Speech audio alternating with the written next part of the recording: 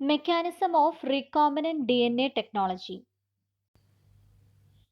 Genetic engineering എങ്ങനെയാണ് ചെയ്യുന്നതെന്നാണ് ഈ വീഡിയോയിൽ പറയുന്നത്. Recombinant DNA technology involves 5 major events. First event is separation of donor DNA segment and its integration to a cloning vector to create recombinant DNA. നമുക്ക് വെക്ടറിലേക്ക് introduce ചെയ്യാൻ വേണ്ടിയിട്ട് ഒരു foreign DNA അല്ലെങ്കിൽ ഒരു ഡോണർ DNA സെഗ്മെൻറ്റ് വേണം. ആ ഒരു donor segment select ചെയ്ത് അതിനെ സെപ്പറേറ്റ് ചെയ്ത് ദെൻ അതൊരു ക്ലോണിംഗ് വെക്ടറിലേക്ക് ഇൻ്റഗ്രേറ്റ് ചെയ്യണം. അതാണ് ഫസ്റ്റ് സ്റ്റെപ്പ്. അങ്ങനെ ഇൻ്റഗ്രേറ്റ് ചെയ്ത് കിട്ടുന്ന വെക്ടറിനെയാണ് നമ്മൾ റീകോംബിനന്റ് DNA എന്ന് വിളിക്കുന്നത്.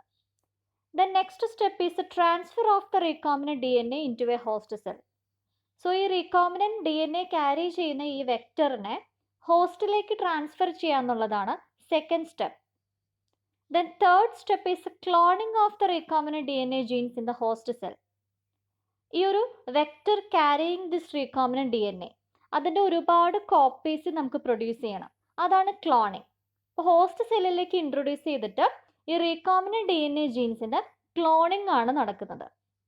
Then fourth step is the selection and isolation of the host cells which contain the desired gene.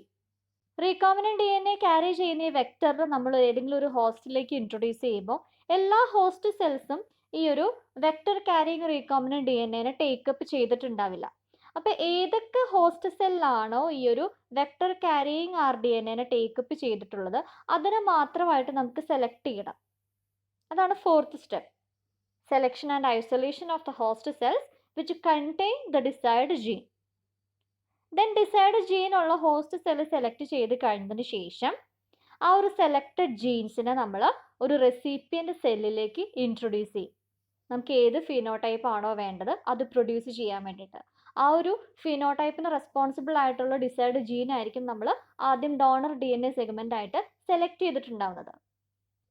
Then ഒന്നുകൂടെ ഡീറ്റെയിൽ ആയിട്ടുള്ള സ്റ്റെപ്സ് ആണ് റീകോംബിനന്റ് DNA ടെക്നോളജിയിൽ. First step is generation of donor DNA fragments by gene splicing. Genetic എഞ്ചിനീയറിംഗിൽ first major step എന്ന് പറയുന്നത് നമ്മുടെ desired ജീനെ isolate ചെയ്യുക എന്നുള്ളതാണ്. ആ ഡിസൈർഡ് ജീൻ എന്ന് പറയുന്നത് ചിലപ്പോൾ ഒരു പീസ് ഓഫ് DNA ആയിരിക്കാം, ഒരു donor DNA or insert, passenger or foreign DNA. Then 3 സോഴ്സിൽ നിന്നാണ് മെയിൻലി നമുക്ക് ഈ ഒരു ഡിസൈർഡ് ജീൻ കിട്ടുന്നത്. Genomic DNA, Messenger RNA and synthetic DNA. Genomic DNA നമ്മൾ സെലക്ട് ചെയ്യുന്നത് വൈറസസിൽ നിന്നും, ബാക്ടീരിയയിൽ നിന്നും, പ്ലാന്റ്സിൽ നിന്നും അല്ലെങ്കിൽ അനിമൽസിൽ നിന്നുമാണ്. ലാർജ് DNAൻ്റെ ഒരു ഡ്രോബാക്ക് ആണ് നമുക്കൊരു ജീനിൻ്റെ സിംഗിൾ കോപ്പി മാത്രമാണ് ഐസൊലേറ്റ് ചെയ്യുന്നതെങ്കിൽ ഈ പറഞ്ഞ വൈറസിൽ നിന്നും ബാക്ടീരിയയിൽ നിന്നൊക്കെ നമ്മൾ എടുക്കുന്ന ജീനോമിക് DNA എന്ന് പറയുന്നത് ലാർജ് ആണ്. മാത്രമല്ല ലാർജ് ജീനോമിന് എക്സോൺസ് മാത്രമല്ല ഇൻട്രോൺസും പ്രസൻ്റ് ആണ്. സോ ജീനോമിക് DNAനേക്കാളും കുറച്ചുകൂടെ ഡിസൈർഡ് ജീൻ ഐസൊലേറ്റ് ചെയ്യാനായിട്ട് അഡ്വാൻറ്റേജ് ആയിട്ടുള്ളത് മെച്യൂർ mRNA ആണ്. മെച്യൂർ mRNAയിൽ കോഡിംഗ് സീക്വൻസസ് ആയിട്ടുള്ള എക്സോൺസ് മാത്രമേ പ്രസൻ്റ് ആയിട്ടുണ്ടാവുള്ളൂ. പോസ്റ്റ് ട്രാൻസ്ക്രിപ്ഷണൽ മോഡിഫിക്കേഷൻ്റെ സമയത്ത് ഇൻട്രോൺസ് എല്ലാനും അതായത് നോൺ കോഡിംഗ് സീക്വൻസസ് എല്ലാനും സ്പ്ലൈസ് ചെയ്ത് കളഞ്ഞിട്ടുണ്ടാവും.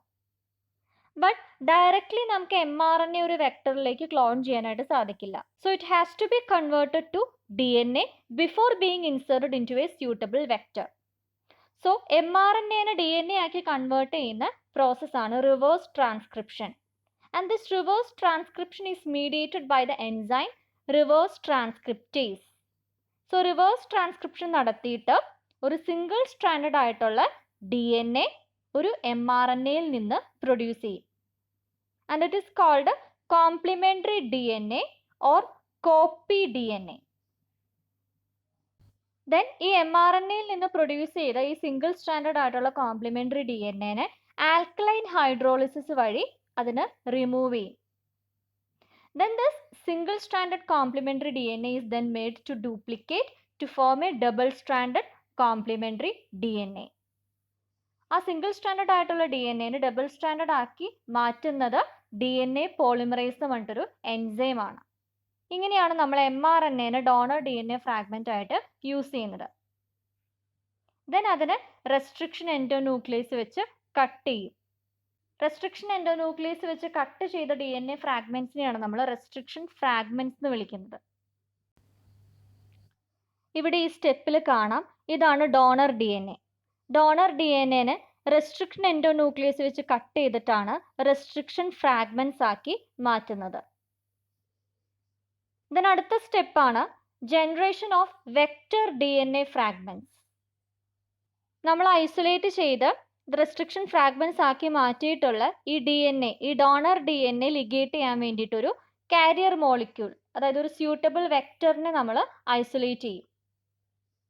And this vector is an autonomously replicating DNA molecule to which the DNA fragments can be integrated for duplication. അതേപോലെ ഈ ഡിസൈഡ് ജീനിനെ ഹോസ്റ്റിലേക്ക് ക്യാരി ചെയ്യുന്ന ഒരു ട്രാൻസ്പോർട്ടിംഗ് വെഹിക്കിൾ ആണ് ഈ വെക്റ്റർ എന്ന് പറയുന്നത്. So vectors are cloning vehicle in genetic engineering.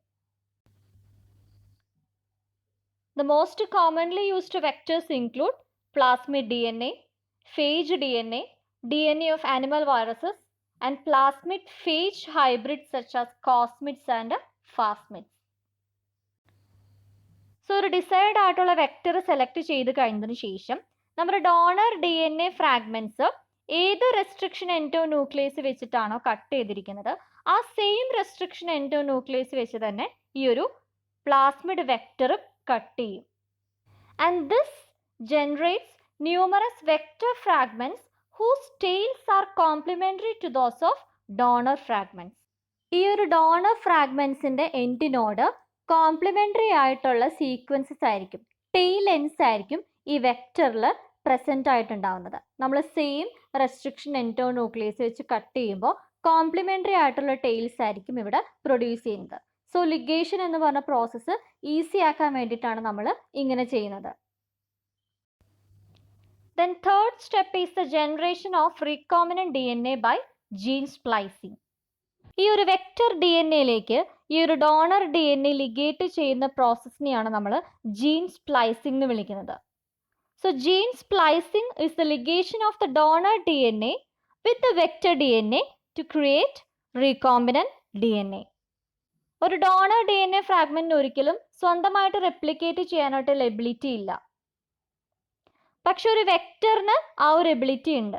അതുകൊണ്ടാണ് ഇതിന് ക്ലോണിങ് നടക്കാൻ വേണ്ടിയിട്ട് നമ്മൾ ഈ ഒരു ഡോണർ ഫ്രാഗ്മെന്റിനെ ഈ ഒരു വെക്റ്ററിലേക്ക് ഇൻ്റഗ്രേറ്റ് ചെയ്യുന്നത്. സോ ഈ ഒരു ലിഗേഷൻ നടക്കുന്നതിന് മുന്നേ ആയിട്ട് ഈ ഒരു ഡോണർ DNA ഫ്രാഗ്മെന്റ്സിനെയും അതേപോലെ വെക്റ്റർ ഫ്രാഗ്മെന്റ്സിനെയും സ്പെസിഫിക് എക്സോന്യൂക്ലിയസ് എൻസൈം വെച്ചിട്ടും അതേപോലെ ടെർമിനസ് മോഡിഫയിങ് എൻസൈംസ് വെച്ചിട്ട് ട്രീറ്റ് ചെയ്യും.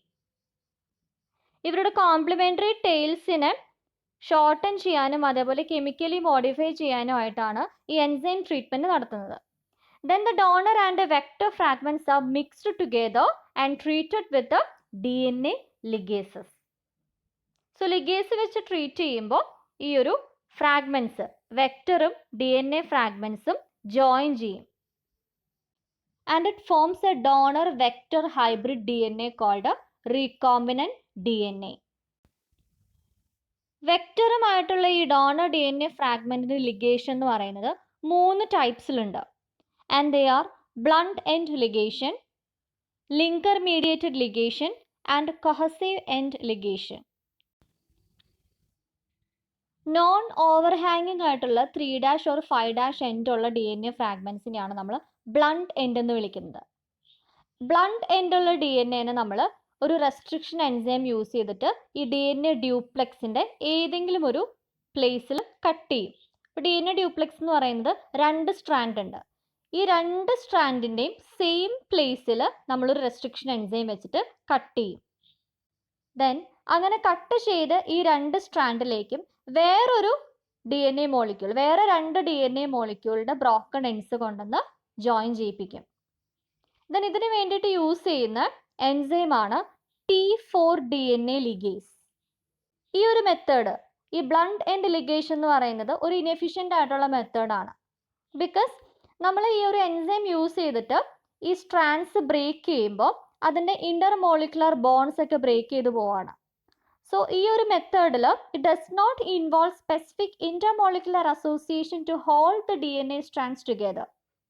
Then another disadvantage ആണ് റെസ്ട്രിക്ഷൻ എൻസൈമിന് വന്ന് കട്ട് ചെയ്യാനായിട്ടുള്ള കറക്റ്റ് ആയിട്ടുള്ള റെക്കഗ്നിഷൻ സൈറ്റ് ചിലപ്പോൾ ഉണ്ടാവില്ല. So this hampers the excision of the donor from the recombinant. Then next method of ligation ആണ് linker mediated ligation. Blunt end ligationന്റെ കുറച്ചുകൂടെ മോഡിഫൈഡ് ഫോം ആണ് ligation using linkers. Linkers എന്ന് പറയുന്നത് ഒളിഗോന്യൂക്ലിയോടൈഡ്സ് ആണ്.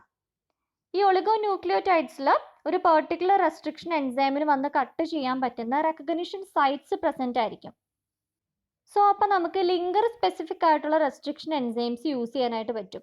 ഈ എൻസൈം വന്നിട്ട് ഈ ലിങ്കറിന് ക്ലീവ് ചെയ്തിട്ട് സ്റ്റിക്കി എൻസ് ആയിരിക്കും പ്രൊഡ്യൂസ് ചെയ്യുന്നത്. അങ്ങനെ നമുക്ക് ലിഗേഷൻ നടത്താനായിട്ട് സാധിക്കും.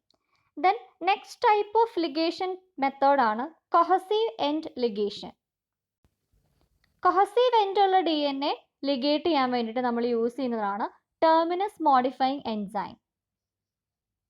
ഇതിൽ സെയിം റെസ്ട്രിക്ഷൻ എൻസൈം വെച്ചിട്ട് നമ്മൾ DNA-നെയും അതേപോലെ വെക്ടറിനെയും കട്ട് ചെയ്യിപ്പിക്കും. അപ്പോൾ അവർ പ്രൊഡ്യൂസ് ചെയ്യുന്നത് സ്റ്റാഗേർഡ് കട്ടിംഗ് ആണ്. അതായത് ഒരു ഡബിൾ സ്റ്റാൻഡേർഡ് ആയിട്ടുള്ള DNA-ന്റെ ഒരു സിംഗിൾ സ്റ്റാൻഡ് മാത്രം പ്രൊട്രൂഡ് ചെയ്ത് നിൽക്കും. So it forms a protruding tails that is formed by staggered cutting. അങ്ങനെ പ്രൊട്രൂഡ് ചെയ്തിരിക്കുന്ന ആ സിംഗിൾ സ്ട്രാൻഡിന്റെ കോംപ്ലിമെന്ററി ആയിട്ടുള്ള സ്ട്രാൻഡ് ആയിരിക്കും വെക്ടറിൽ ഉണ്ടാവുന്നത്. So they can be ligated through base pairing with the help of DNA ligase.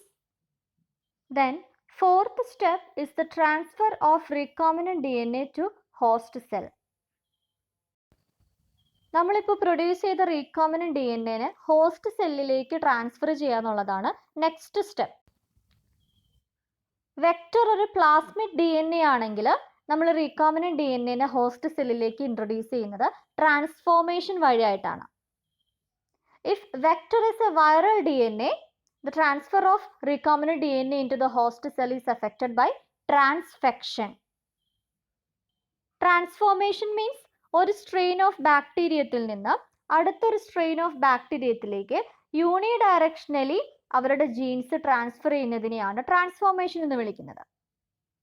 Then ഒരു virus mediated ആയിട്ടുള്ള ഇൻകോപ്പറേഷനെയാണ് ഒരു സെല്ലിലേക്ക് നമ്മൾ വൈറസ് വഴിയാണ് ഈ ഒരു പെർട്ടിക്കുലർ ജീൻ ട്രാൻസ്ഫർ ചെയ്യുന്നത് എങ്കിൽ അതിനെയാണ് ട്രാൻസ്ഫെക്ഷൻ എന്ന് വിളിക്കുന്നത്. സോ ട്രാൻസ്ഫോർമേഷൻ അല്ലെങ്കിൽ ട്രാൻസ്ഫെക്ഷൻ വഴിയായിട്ടാണ് റീകോമിനന്റ് DNA-നെ നമ്മൾ ഹോസ്റ്റ് സെല്ലിലേക്ക് ട്രാൻസ്ഫർ ചെയ്യുന്നത്.